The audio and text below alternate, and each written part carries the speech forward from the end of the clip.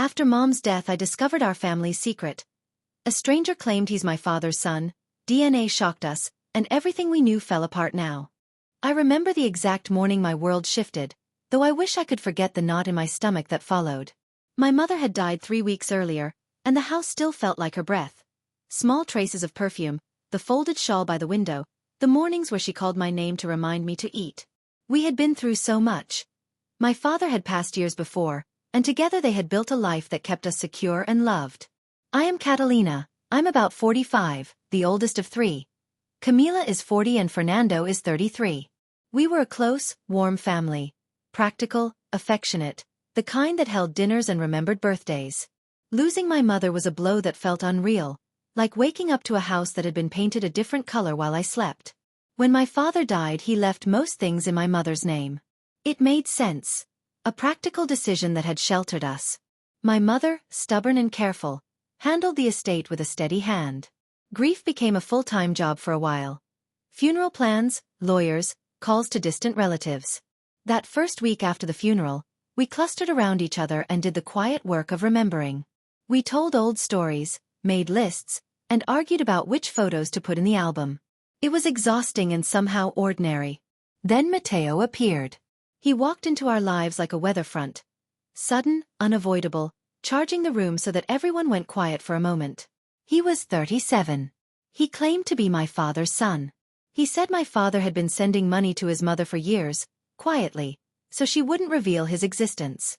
At first we thought it was some kind of prank, the kind of lie strangers tell to get attention. But Mateo had documents, bank transfers, a pattern of payments with our father's name faintly in the middle, and a story that landed with a weight I couldn't ignore. Our first reaction was skepticism. Families like ours, who have been comfortable for generations, sometimes encounter people who arrive with agendas. Mateo's manner at first suggested he might be one of those.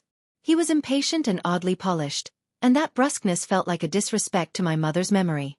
Camila and Fernando felt the same prickling anger I did. Who was this man, telling us our family history like it was an open ledger he had found in a park? Still, there was another side to it. Mateo didn't walk in with greed alone. His hands shook when he spoke about his mother being sick. He named conditions and treatment costs with a bluntness that pulled at something stubborn inside me. He described nights spent stretching small payments across hospitals and pharmacies, the way a family adjusts when one person is ill. Listening to him felt intrusive and intimate at the same time, like reading someone else's private journal aloud. Empathy doesn't switch off because someone is abrupt. I remember sitting in my mother's kitchen with Mateo across from me, the sun leaning in through the curtains, and thinking that small interventions by a stranger could change everything. What if those payments had been a lifeline that kept someone alive until now? What if my father had housed more secrets than stories? We brought lawyers into our living room like bad luggage. My siblings and I agreed reluctantly that a DNA test would become the map, clear, cold, official. In the meantime, Mateo demanded proof of our own lineage. He wanted all of us to take tests. That felt theatrical, especially when he pressed it, as if he wanted us to acknowledge him publicly in the same breath. I didn't trust his timing. I still don't fully trust his tone, but sometimes the facts don't come with comforting packaging. My mother's estate had been handled prudently. Everything was in her name. The papers were tidy in a way my father would have approved. Legally, the bulk of the assets belonged to her heirs, us. And yet, there was a human dimension that didn't fit the neatness of a legal file. After a few tense conversations with our attorney, we decided to proceed with DNA tests for Mateo and the 3 of us, partly to prevent future claims and partly to close this painful, weird chapter with facts. Before I went to the clinic, I combed through old things, letters, travel tickets, Polaroids that smelled faintly of cigarette smoke. There were photos of my father at conferences, smiling next to people I didn't recognize. One photo had a woman in the background who didn't appear in family stories. For a moment my chest seized. Did knowing one extra face equal betrayal? Or did it simply mean parents are sometimes people with lives we never fully see? On the day of the tests, ordinary rituals kept asserting themselves. The neighbor told me the gardenias were finally blooming. A colleague messaged a condolence that made me smile through the tightness in my throat. At the clinic, everything became clinical. Swabs, the nurse's quiet instructions, the muttered hush of bureaucratic professionalism. Mateo sat with that same intensity he wore in conversation. His jaw was set, but his hands betrayed him, folding and unfolding as if he could smooth the edges of fate with a thumb.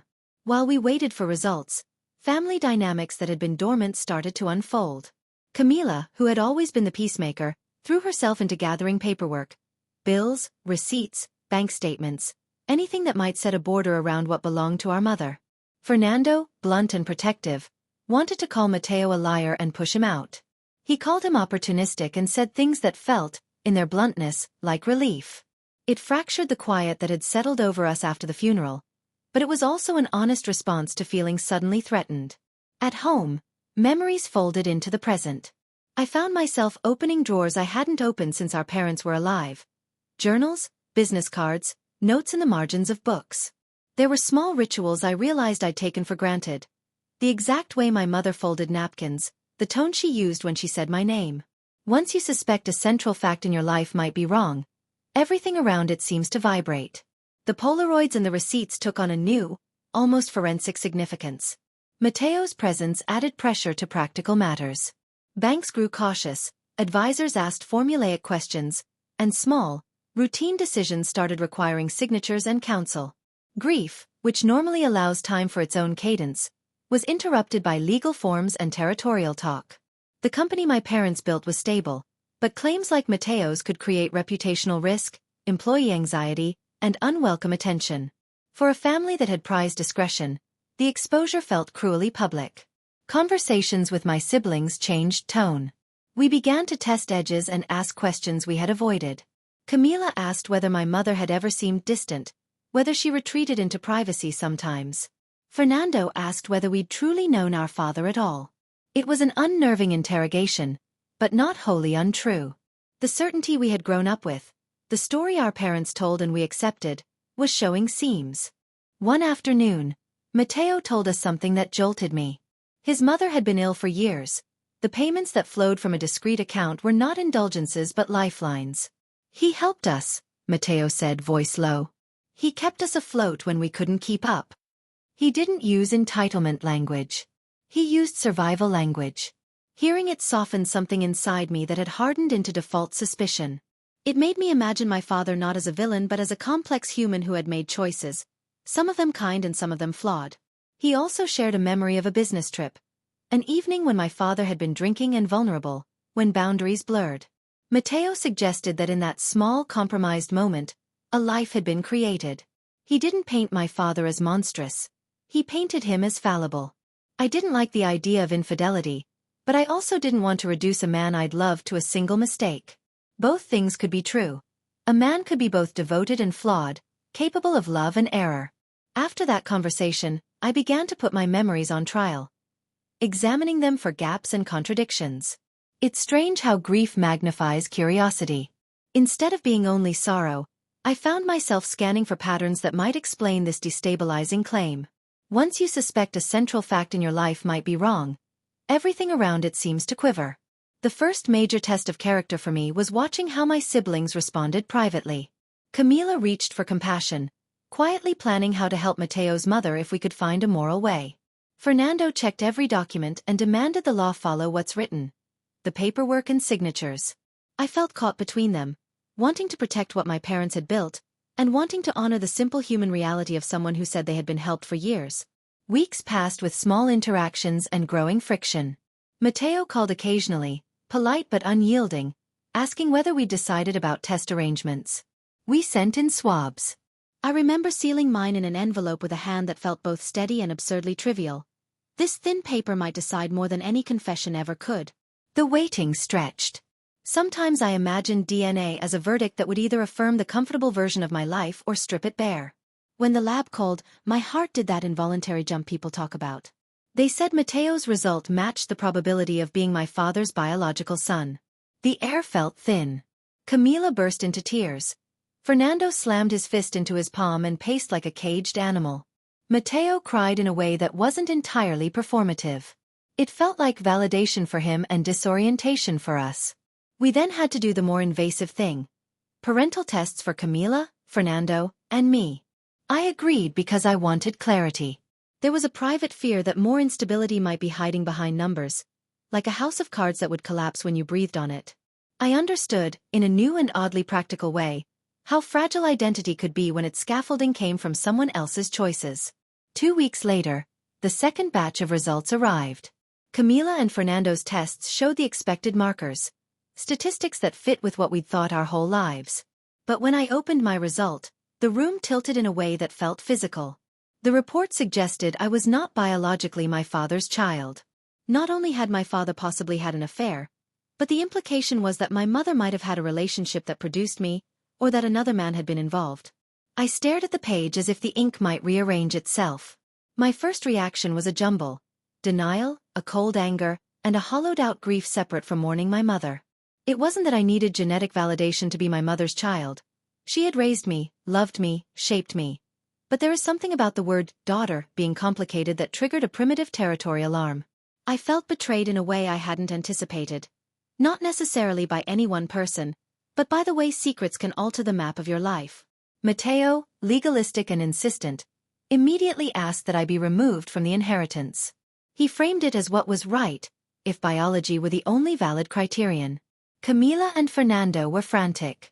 Our lawyers were careful, reminding us that legally the estate belonged to our mother's heirs, and that my mother's ownership of my father's assets years ago might block Mateo's claim. But legal logic felt like a different language from the one my heart was speaking. In those first hours, people said things they might later regret. Fernando called for clarity and demanded paperwork to cement his stance. Camila, my anchor, wept quietly and told me none of this changed how she loved me. Mateo's presence had paradoxically both broken us and opened us. He forced light into drawers where we'd hidden things and made us confront that our shared history was not as monolithic as we'd assumed. I sat in my mother's living room and tried to remember the rituals that made me who I am. The songs she hummed, the way she made coffee on rainy mornings, the nicknames she used to fold me into a childlike tenderness. Those truths didn't dissolve because of a lab report. Yet the report demanded answers. Had my mother had a second life? Had she kept something from me out of protection, not malice? Or was there some bureaucratic explanation we didn't yet know? We decided to get a second opinion. I reached out to Rafael, a longtime employee of the family company who had known my parents since they were young. A man discreet and loyal in ways I couldn't measure. If anyone had seen the private corners of my parents' lives, perhaps he had. I wanted to ask him gently whether he had ever heard whispers or seen things that might explain my existence. That night I lay awake thinking about the mechanics of identity. Being someone's child isn't only a genetic equation. It's also a ledger of shared breakfasts, angry lectures that became apologies, scraped knees and hospital waiting rooms. I knew, stubborn and true, that I had been raised as their child. But I also knew the world could be cruelly literal when it came to rights and legal claims. The swirl of grief, anger, and confusion felt like being swept in two diverging currents. I had not imagined that after my mother's funeral, the most difficult conversation I'd have would be about a lab report. I did not expect to find myself defending my place at the table to a man whose existence we discovered only weeks earlier. Yet here I was, trying to reconcile love and law, memory and biology. So this is where we stand now. The DNA tests have altered the map of our family in ways I am still trying to understand. Mateo's claim now has a biological anchor. My own paternity is in question. We have lawyers drafting letters and clauses, but the human material, our relationships, our sense of belonging, does not fit neatly into legalese. I don't know what will happen next. Part of me is furious and wants to fight for every piece of what my parents built. Another part is weary and wants to shelter those in need. I am learning how complicated compassion can be when entangled with inheritance and secrecy. For now, I'm holding space for anger, for grief, for the strange empathy that keeps appearing for Mateo, and for the possibility that Rafael or someone else might tell us something that realigns all of this. I will keep sharing what happens. I owe it to myself to tell the version of events as they unfold. Not because I want sympathy, but because the truth, in all its messy human detail, deserves to be told. I will keep sharing what happens. I owe it to myself to tell the version of events as they unfold. Not because I want sympathy, but because the truth, in all its messy human detail, deserves to be told. 2 days after the test results, I went to see Rafael. He met me behind the company office, where the staff entrance smelled faintly of coffee and old files. Rafael has been with my parents since the beginning. Quiet, steady, the kind of person who notices things others ignore. I asked him directly if he had ever heard anything about my origins. He hesitated, then said, There were whispers. Your mother protected the family and kept certain things private. He described a young woman who had worked briefly at the company years ago. Someone who arrived with little and left suddenly. Raphael had assumed it was business-related, nothing more, but he remembered details. A scar on the woman's hand, a faded name on a notebook. I left Raphael with more questions but also less frantic feeling. His discretion felt like a bomb. Back home, the legal pressure increased. Marta, our lawyer, explained patiently why the timing of Mateo's claim weakened his legal standing. When my father transferred assets into my mother's name years ago, it changed the technical ownership. If no prior legal action had been taken, a late claim becomes harder to prove. That didn't erase the emotional damage, but it gave us leverage. Mateo continued to push. He demanded more tests, more acknowledgments, and at times he was unbearably arrogant. He refused offers of immediate financial help for his mother's care, calling charity humiliating. That stance angered us. The same man who said he wanted recognition rejected the help that would keep his mother alive. Camila called him cruel. Fernando wanted to fight in court. I wanted a solution that didn't make suffering worse. Office conversations shifted. Some employees worried about the company's future. Others whispered about selling assets. I started holding short meetings with managers to reassure them. The company will keep operating, and we are handling the matter legally. Doing that work, facing people who depend on the business, gave me purpose beyond the personal storm. On legal advice, we complied with Mateo's request and took fresh parental tests.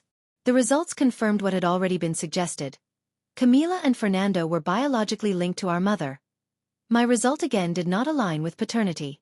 Mateo's lawyer used that to demand I be excluded from certain distributions. Marta pushed back with a clear explanation. The assets had been legally titled to our mother long ago, and no timely claim had been made by Mateo then. Legally, the omission was significant. The emotional fallout was different this time. The second confirmation allowed space for thought instead of immediate panic. Camila wrapped her arms around me and said quietly, "You are my sister. Nothing changes that."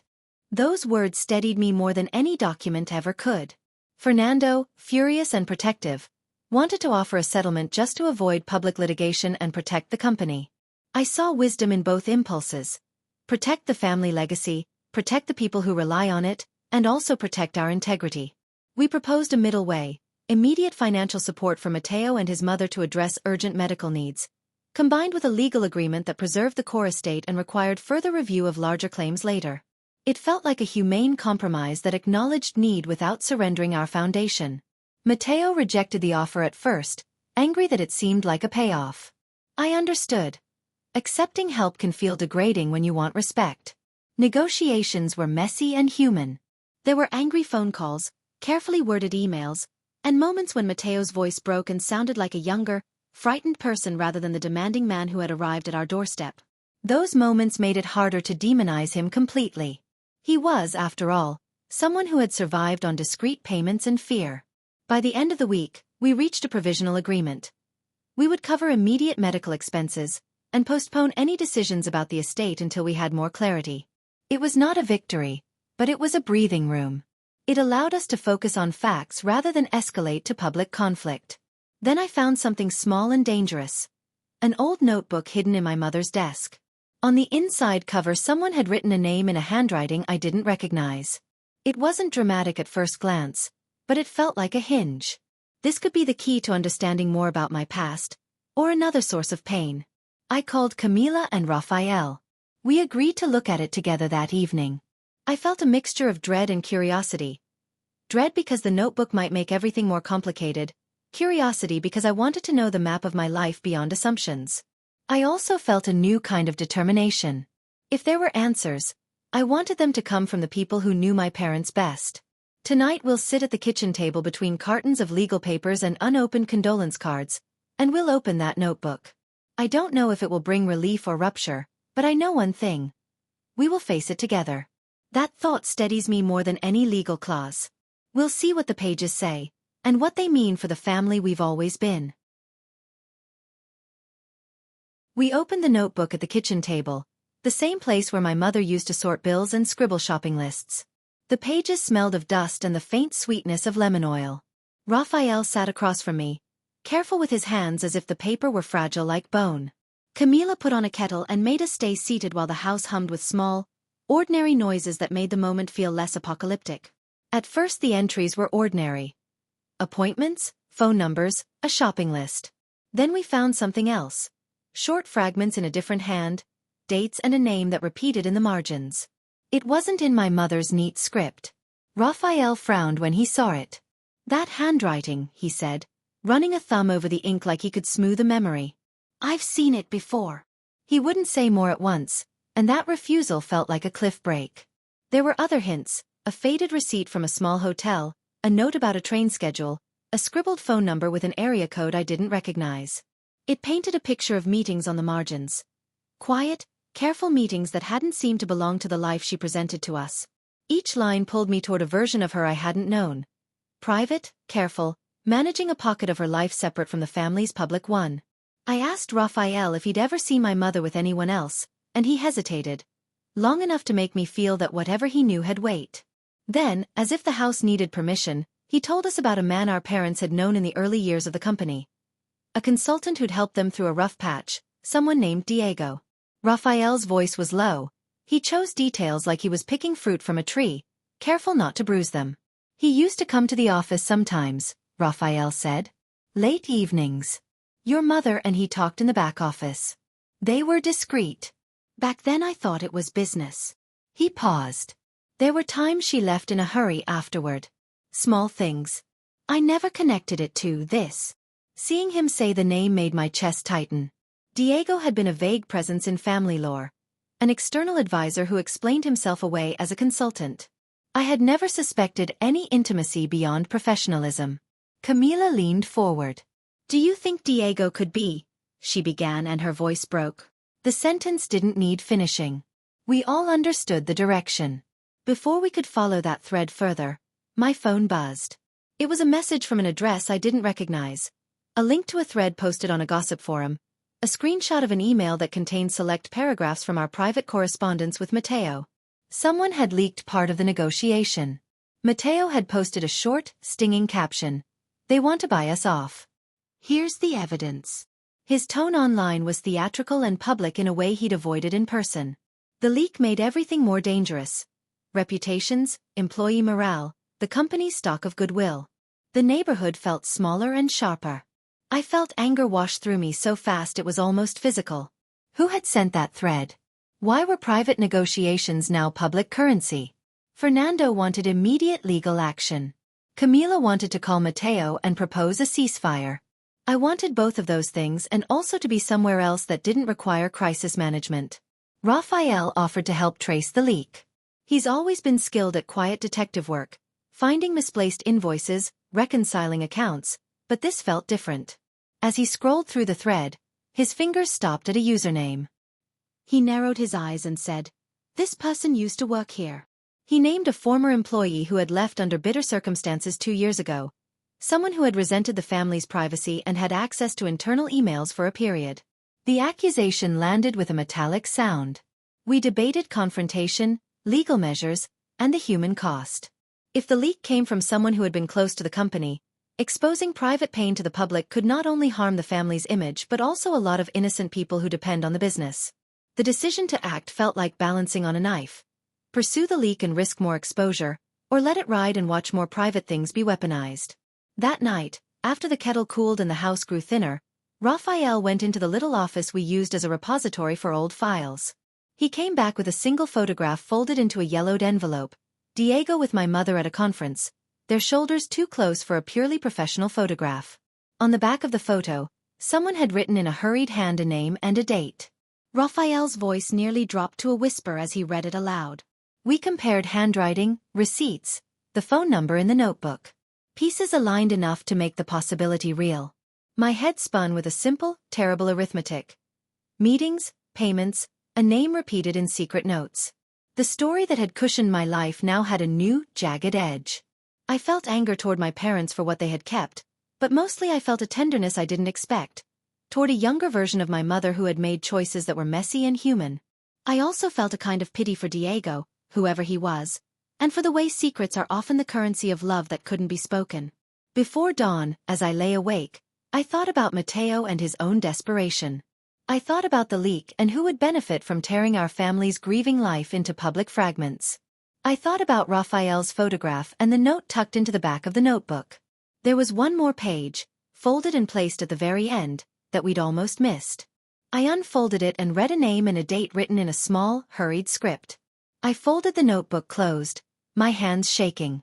Tucked at the back was one last cramped note, a full name and a date. Raphael's face went pale when he read it aloud. That name, said softly, changed everything. When Raphael said the name, Diego Alvarez, the pieces in the notebook suddenly fit into a shape I could see. It did not erase the hurt, but it offered a direction. Raphael told us Diego had been close to my mother during a stretch when the company needed outside help. He had noticed late meetings and small transfers but had kept quiet out of respect and loyalty. The photograph he produced matched the notes, and those small confirmations made the possibility feel more real than rumor. Marta laid out the legal facts with careful patience. DNA results mattered deeply on a personal level, but the assets had been titled in my mother's name for many years, which limited Mateo's immediate legal leverage. The structure my parents created legally favored the heirs of my mother unless a prior timely claim had been made.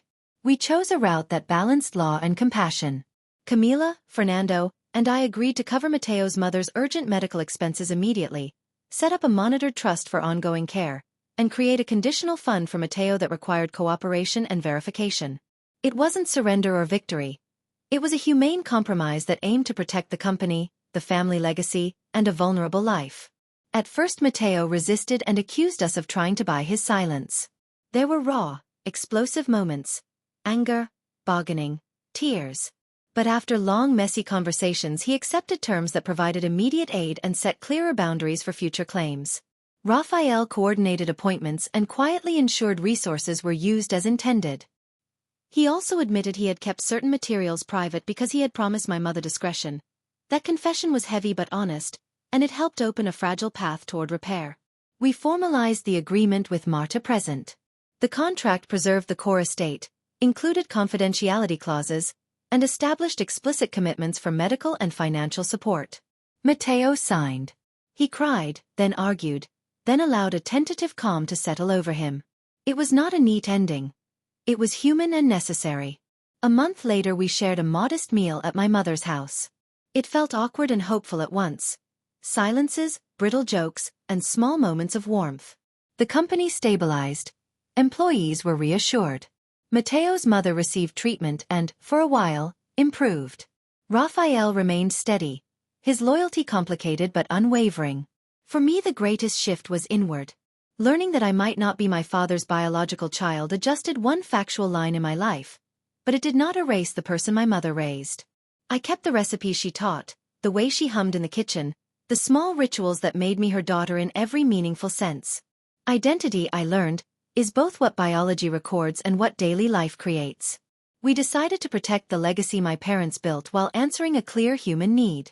We refused a public legal war in exchange for a binding, compassionate settlement that would actually help a sick woman. It felt like doing the least cruel thing in a situation where cruelty was tempting and easy. In the months after, I revisited photographs and recordings to hold the texture of my mother's presence. I lit a candle each month on her anniversary and practiced the small habits she taught me. I also kept cautious, practical contact with Mateo, occasional texts when appointments were scheduled, a message when bills were paid, a brief call during a difficult hospital night. Our exchanges were practical and respectful rather than warm, which felt appropriate while we negotiated boundaries and rebuilt trust. Maintaining that distance another way to practice family. If you enjoyed this story, don't forget to like, subscribe, share, and comment. Thanks for your attention.